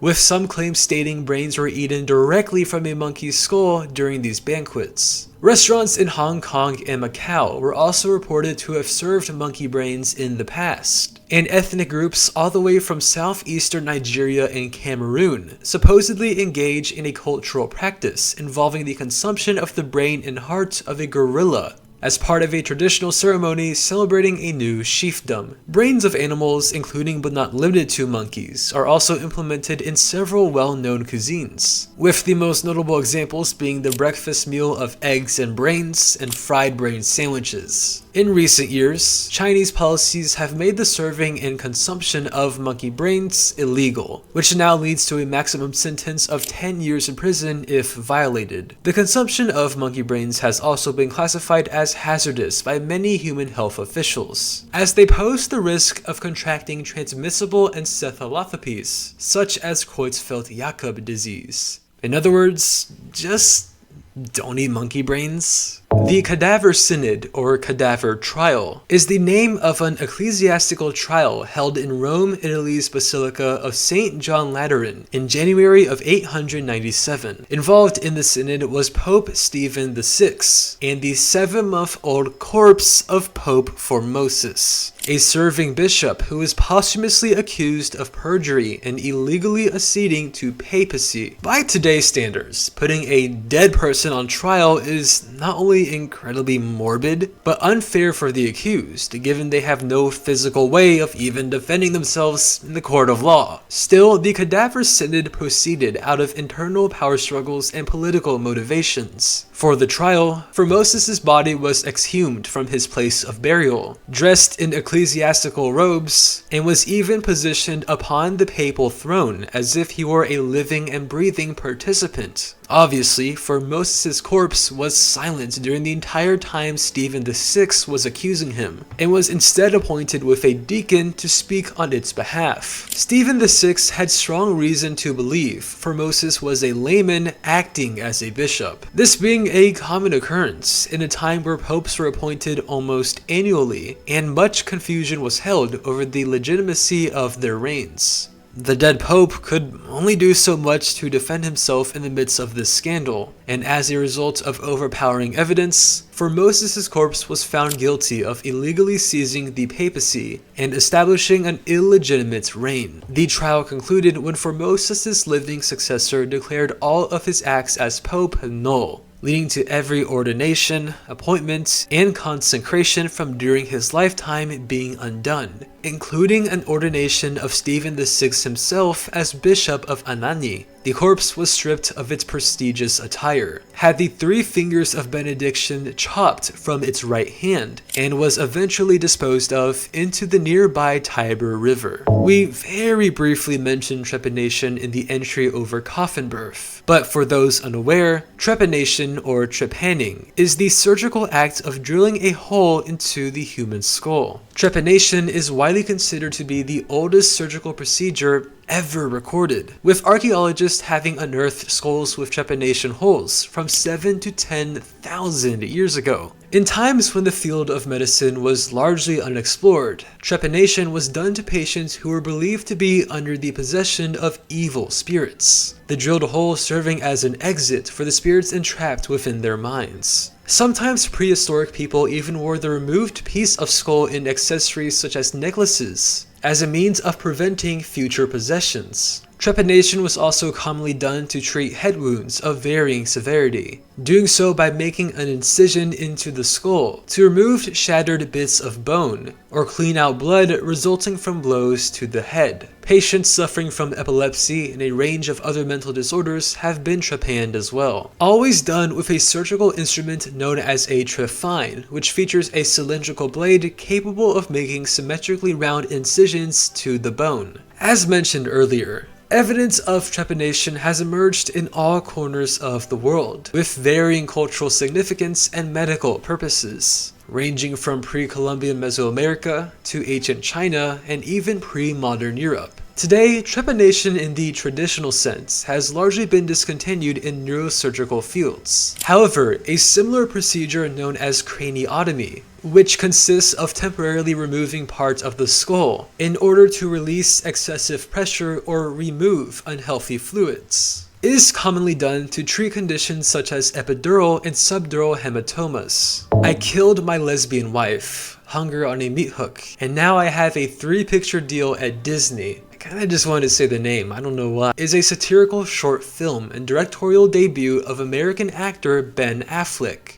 clocking in at just 16 minutes long. The movie was released in 1993 with a screenplay written by Kamala Lopez and Jay Lacapo, with Lacapo also starring in the film as the outspoken director Richie Dedden. In the film, Dedden is a first-time director who is casting the lead actress for his debut movie. We see Dedden get into a heated conversation over this process with his unnamed wife, who spends the beginning of the short off-screen. Eventually, Dedden comes across a young actress named Sandy for the role in his film, who gets into rent disputes with her roommate and deals with the scrutiny of her unsupportive mother. The film then transitions to a scene finally revealing Dedden's unnamed wife, who is seen tied up and hanging from a meat hook in the couple's living room. As his wife dangles from the ceiling, Dedden violently rants about his wife's lesbianism and how she pales in comparison to Sandy's looks and mannerisms. When he concludes, Dedden then brutally kills his wife with an axe. The end of the short film reveals Dedden is not only a homicidal misogynist, but also racist towards Hispanics, as he later rejects a Latina actress auditioning for a role for being too ethnic. Sandy then arrives for the audition and puts on an exceptional performance. She ultimately earns the parts, and as she leaves the building, a book accidentally falls from a backpack she was carrying. The movie ends when the book is revealed to be A Return to Love by American author Marianne Williamson, and Dedden looks off with a look of annoyance. Most critics have reflected negatively on Affleck's short, noting its poor quality, dated themes of misogyny,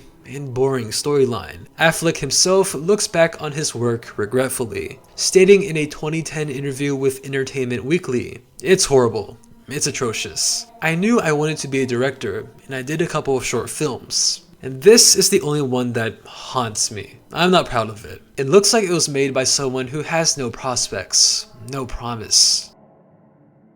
Known as the Vampire of Sacramento, Richard Trenton Chase was a sadistic serial killer active from December of 1977 to January of 1978, who gained notoriety for brutally murdering, mutilating, and cannibalizing his victims. Chase was born in Santa Clara County, California on May 23, 1950, shortly after his parents first got married. Sources claim Chase suffered significant abuse at the hands of his mother during childhood, and displayed just about every cliche serial killer sign, torturing animals, setting fires, and living as a social outcast. Before he was even 18, Chase was already a severe alcoholic and chronic drug addict. Soon, Chase moved out of his parents' home and into an apartment with several close friends, where he immediately began exhibiting reckless behavior once more, including constantly doing acid and even walking around naked. Living with Chase became an insufferable experience for his roommates, who attempted to kick him out of the apartment when they finally had enough of his antics. When he refused, Chase's roommates simply said to hell with it and instead left him all alone in his apartment. This only motivated Chase to take his abhorrent activities to new extremes, with him reportedly spending his alone time murdering, disemboweling, and consuming animals raw. Having lived his whole life suffering from mental illness, Chase was involuntarily institutionalized in 1975 and treated by staff who referred to him as Dracula. He was deemed suitable for release a year later in '76. However, Chase became significantly more cold-blooded in the years following, and what ensued from late December to late January of 1977 and '78 was a series of 6 barbarous, indescribably vile killings. Chase's first recorded victim was a 51-year-old engineer named Ambrose Griffin. On December 27, 1977, Chase murdered the engineer in a drive-by shooting where he also shot at a 12-year-old boy, though missing his target. On January 22, 1978, Chase murdered a 22-year-old pregnant woman named Teresa Wallen, fatally shooting her twice in the head.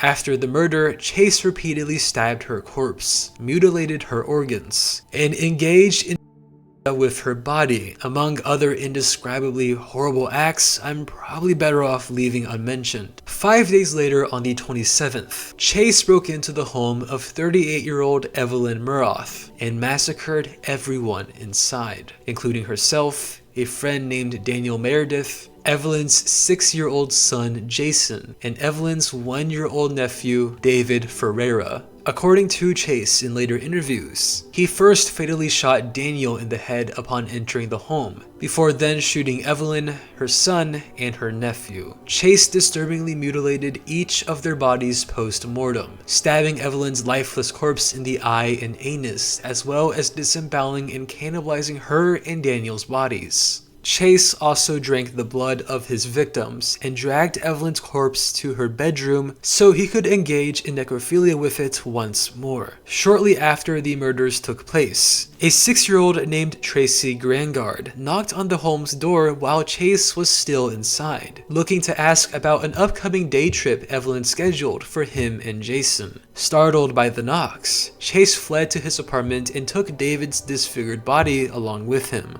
When he arrived, Chase went on to decapitate the 1-year-old and eat parts of his brain. An anonymous tipster led police to the aftermath of Chase's massacre and eventually to his apartment. The man was subsequently arrested, charged with 6 counts of murder, and sentenced to death. Interviews conducted by the FBI revealed Chase's motives were related to self-preservation, as he believed he was sought after by alien forces, and thought the only way he could prevent his own blood from being stolen by them was to feast on the blood and flesh of other humans. Symptoms of schizophrenia, as well as descriptions of the severe delusions mentioned, were apparent during Chase's childhood and gradually worsened as he grew older and refused medication. On December 26, 1980, Chase committed suicide in his cell via an overdose of antidepressants at the age of 30.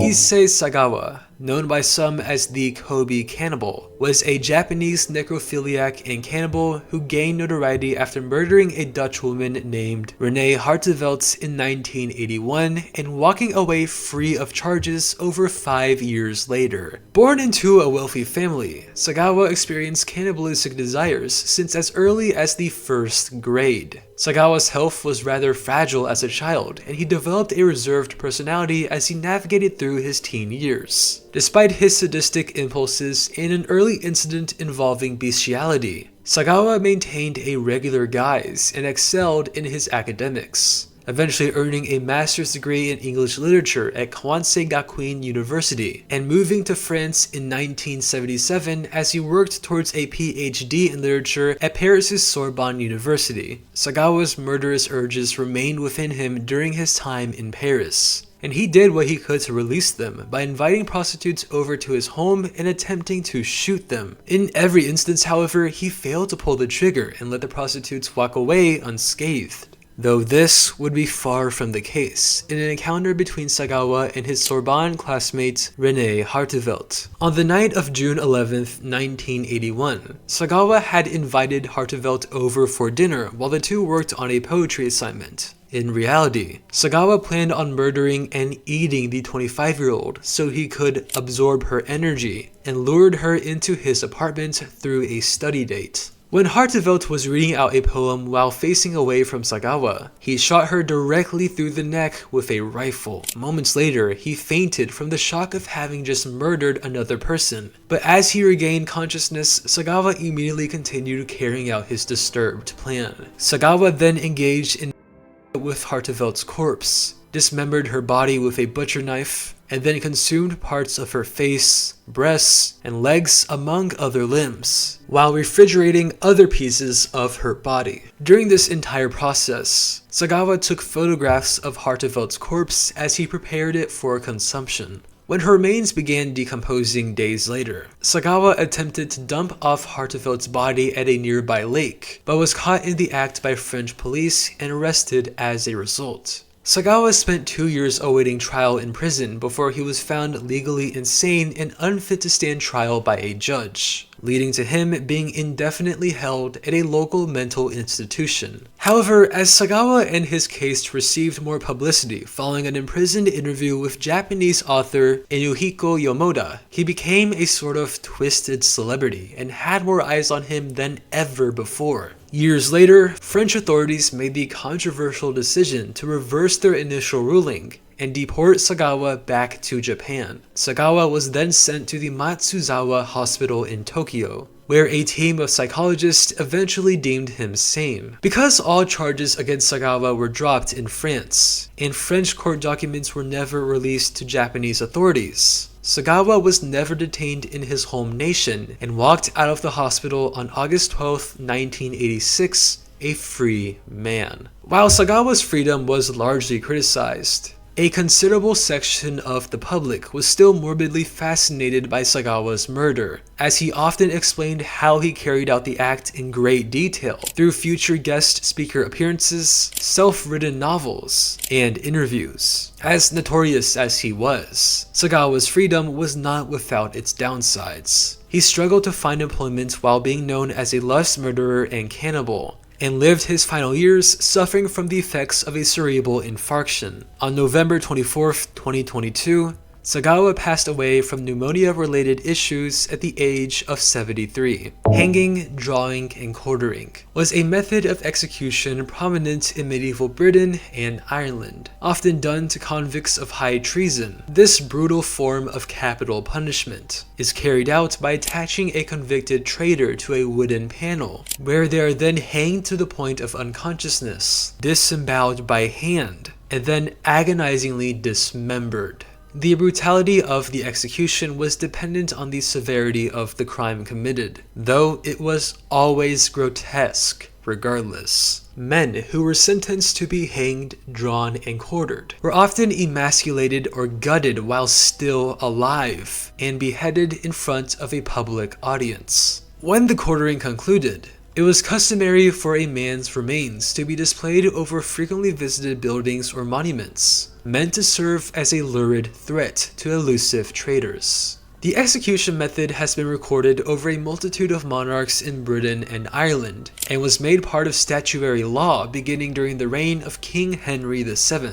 This method even made its way over to the Americas, where both loyalists and patriots fighting in the American War of Independence sentenced traitors as well as members of the opposing side to being hanged, drawn, and quartered as punishment. following centuries of hanging, drawing, and quartering remaining as a traditional form of the death penalty. A period of legal reform during the 19th century made it to where a victim was only drawn and hanged while still alive, with the quartering and beheading done posthumously. Make no mistake though, this was still widely hailed as one of the most torturous punishments an English convict could endure. Hanging, drawing, and quartering was outright abolished in 1870. With the death penalty for treason itself being abolished following the United Kingdom's Crime and Disorder Act of 1998. This article covers a particular interaction between a registered charity known as the Internet Watch Foundation and Wikipedia themselves, with unprecedented large-scale consequences. On December 5th, 2008, the Internet Watch Foundation, a UK-based group with an aim to minimize the availability of online sexual abuse content, specifically child sexual abuse images and videos, blacklisted English Wikipedia articles over the 1976 album by Scorpions titled Virgin Killer due to its explicit cover.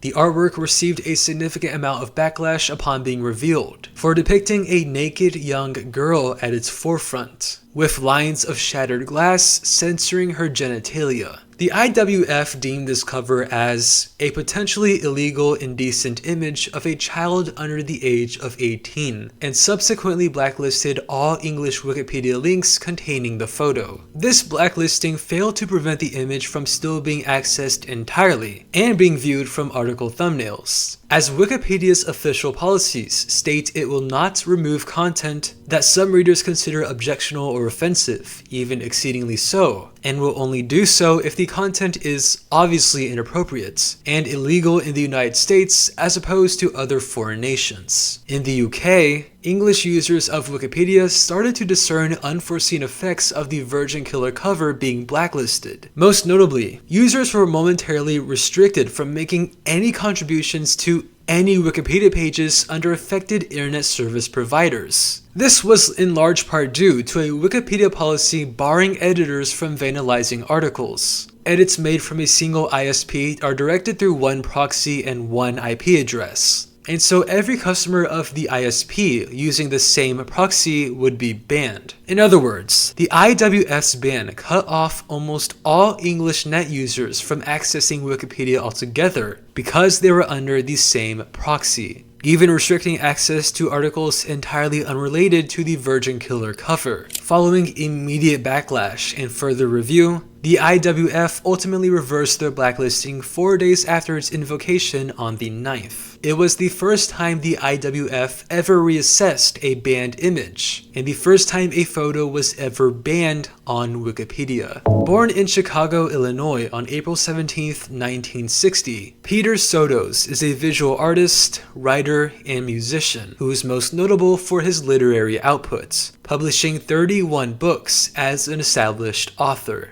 In his works, Sotos often examines the sadistic behavioral traits of sexual criminals and touches on the obscured aspects of sexually violent porn, especially involving children. Many of Sotos' writings are from the perspective of sexual predators, as they provide readers a glimpse into the pedophilic psyche of these criminals and meticulously explore their voyeuristic, perverted tendencies. Such an approach is displayed in books such as Selfish Little and Predicate, where Sotos recounts real-world murder cases and deeply examines the motives of their perpetrators. Sotos faced legal issues over his works in 1984, while attending the School of the Art Institute of Chicago. While still in school, Sotos established a self-published fanzine known as Pure, which was largely dedicated to analyzing serial killer lore. Issues of the magazine described the crimes of and murderers with words such as illustrious, exemplary, and genius, and once referred to child abuse as a sublime pleasure. Pure was met with significant controversy when a photocopy directly from a magazine was featured in the cover of its second issue, after Scotland Yard found a copy of this issue in the home of a suspect in multiple child abductions and murders. Sotos and his works were brought to the attention of authorities, with him later being arrested in the days following.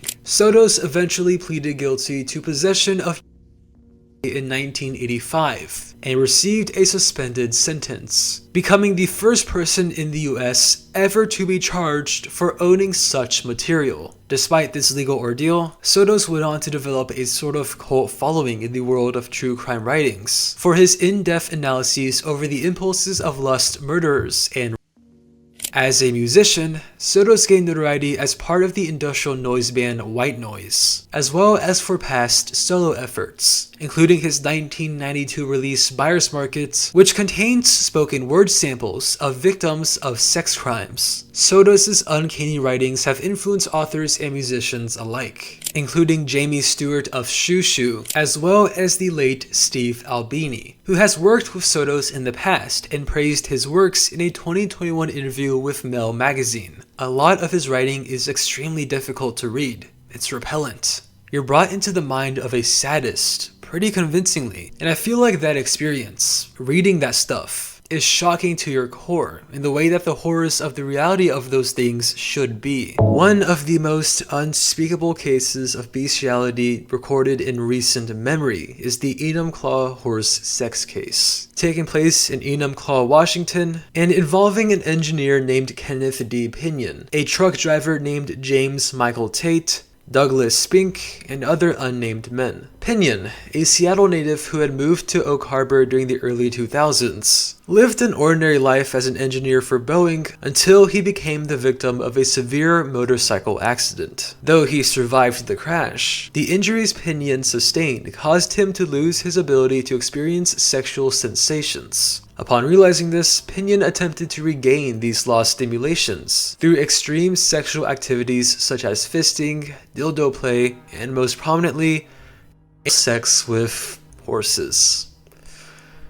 Oh god. One day, while navigating through the internet, Pinion stumbled across a group of men who referred to themselves as zoos and shared the same zoophilic desires as him. As this online group got to know each other better, they went on to meet at a local farm in King County, Washington every weekend, where they filmed each other being penetrated by horses and having sex afterward. These videos were then uploaded on various online sites under the username Mr. Hands, and the group would continue engaging in these practices together as they received more attention. On the night of July 2nd, 2005, Pinion, along with two other members of the zoo's group named James Michael Tate and an unidentified man, snuck into the same barn located in an unincorporated area to record yet another video. Both Pinion and Tate used a stallion they nicknamed Big Dick to receive penetrations. However, in the words of a local sergeant, the horse wasn't particularly receptive while Pinion was being penetrated, resulting in him sustaining several internal injuries following the incident. The horse itself was not injured during the penetrations, but Pinion was in excruciating pain and in dire need of medical attention.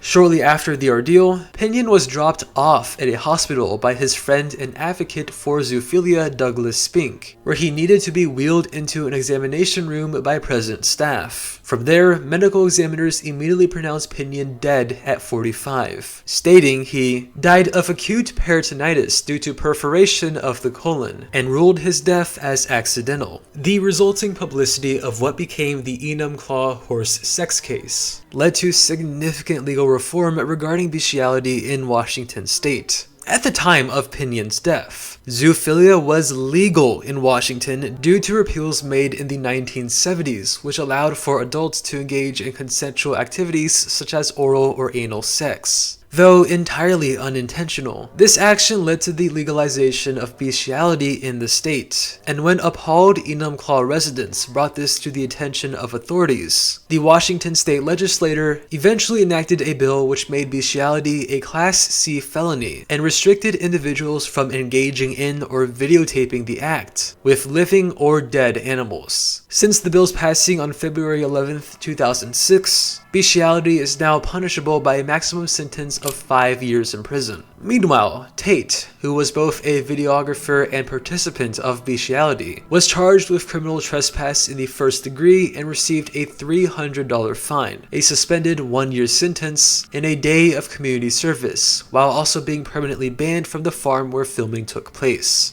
It seemed as though Tate never truly changed his ways. as he would go on to be arrested several more times for bestiality in later years, following a move to Tennessee. Residents of Enumclaw have since labeled the case as a horrid stigma of their city, with many refusing to even acknowledge its occurrence to this very day. Also used as a general label for mummies, Sokushinbutsu is a term which describes a practice of self-mummification historically observed in a niche subschool of Japanese Buddhist monks. Dating as early as the 7th century, select groups of monks in medieval Japan have undergone this ascetic self-mummification process, which was typically done over the course of 3,000 days as a means of reaching a form of enlightenment. While engaging in Sokushinbutsu, monks would follow a strict diet known as mokujiki, or eating a tree in English, which eliminates all fat within their body by abstaining from cooked foods and only consuming natural pine needles, resins, and seeds obtained from nearby surrounding mountains. During this period, monks only drank tea from a toxic tree species known as urushi trees, which caused for their bodies to be severely dehydrated and their organs to be shrunken. After years of undertaking this diet, monks were then entombed alive in a miniature stone sepulchre, where they remained in a meditative state until their bodies completely decayed. A monk's corpse was to remain in this tomb for at least 1,000 days after initially being sealed away, and if they were found to have completed this self-mummification process, they would be venerated by fellow followers of Buddhism as a Sokushinbutsu, or living Buddha in English, their mission of further enlightenment fulfilled. Sokushinbutsu mummies have been located in various parts of northern Japan and are believed to be several centuries old, preserved largely in part due to the aridity of the mummy's tomb and frigid environmental weather. In 1879,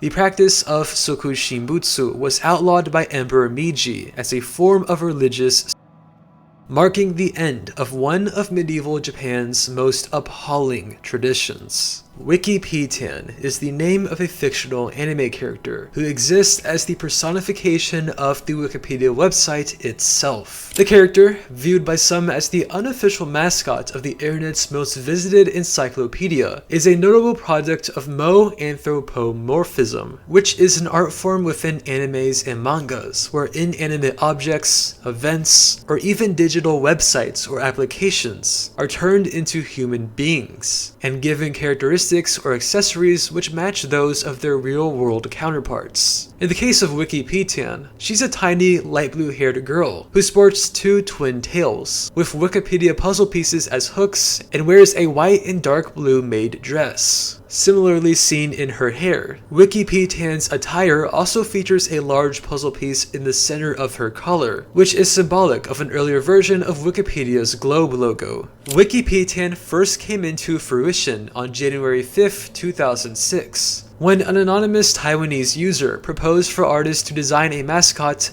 just like OSTAN for a Wikipedia mascot vote being held. OSTAN itself is the personification of well-known operating systems, such as Windows and Linux, into anime characters, and it served as a direct source of inspiration for Wikipedia's creation. From there, a Japanese artist and Wikipedia user named Kasuga drew a pair of images featuring the Wikipedia character and submitted his digital art on the Futaba channel 3 days later, where his work immediately garnered online traction and was praised throughout various forum boards. Following the success of Wikipedia, Kasuga went on to draw Wiki's sisters for the beloved community mascots, pairing her with Comments Tan and Quote Tan over a year later on March 29, 2007. Wikipedia and her sisters have been used as mascot figures for various Wikipedia projects, such as Wiki Project Anime and Manga and Wiki Project Holidays' Christmas Task Force, and have even been featured in a series of community news reports. Cosplays of Wikipedia have been done in the past for real-world functions, planned by Wikimedia Hong Kong, and she has also been featured outside of Wikispheres within international newspapers, articles, books, and even a 2021 strip poker game. Wow. And this marks the final entry of the Wikipedia iceberg. I hope you learned something new today, as strange, surprising, or disturbing as it may be. This has been Zen. Take care.